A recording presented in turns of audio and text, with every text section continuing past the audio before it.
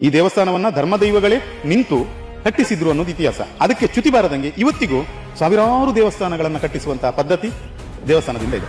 ಹಿಂದೂ ಮತ್ತೆ ಜೈನ ಈ ಕಂದಕ ಸೃಷ್ಟಿ ಮಾಡೋದಿದೆಯಲ್ಲ, ಇದನ್ನ ಡಿವೈಡ್ ಅಂಡ್ ರೂಲ್ ಅಂತ ಹೇಳ್ತಾರೆ. ನಮ್ಮೊಳಗೆ ವಿಷಬೀಜವನ್ನು ಬಿತ್ತಿ ನಮ್ಮೊಳಗೆ ಜಗಳವನ್ನು ಮಾಡಿಸಿ ನಮ್ಮ ಸಂಸ್ಥಾನಗಳನ್ನ, ಉದಾಹರಣೆಗೆ ಗುಜರಾತಿನ ಸೋಮನಾಥೇಶ್ವರ ದೇವಸ್ಥಾನವನ್ನು ಕೂಡ ಇದೇ ರೀತಿ ಅವರು ಕೆಡವಿದ್ದು ಮತ್ತೆ ವಶಪಡಿಸಿಕೊಂಡಿದ್ದು.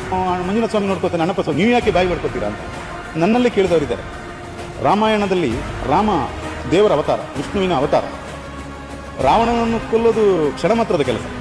ಹಾಗಂತ ವಾನರ ಸೈನ್ಯ ಸುಮ್ಮನಿರಲಿಲ್ಲ, ಬೆಂಕಿ ಹಚ್ಚಿದ್ದೇವೆ ವಾನರು, ಅಂತ್ಯ ಹಾಡಿದ್ದು ದೇವರು.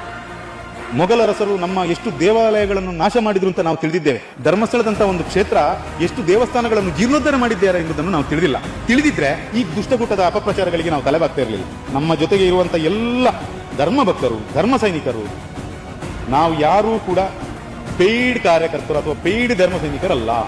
ನಮ್ಮ ಹೃದಯದಿಂದ ಮಂಜುನಾಥ ಸ್ವಾಮಿ, ಅಣ್ಣಪ್ಪ ಸ್ವಾಮಿಯನ್ನು ಇಟ್ಟುಕೊಂಡು ಕಾವಂದರನ್ನು ಭಕ್ತಿಯಿಂದ ಸ್ಮರಿಸಿಕೊಂಡು ಮುಂದಡಿ ಇಡುವವರು. ಇಂಥ ಹಲವು ಚಲೋಗಳನ್ನು ಹಿಮ್ಮೆಟ್ಟಿಸಲಿಕ್ಕೆ ನಮಗೆ ಗೊತ್ತಿದೆ.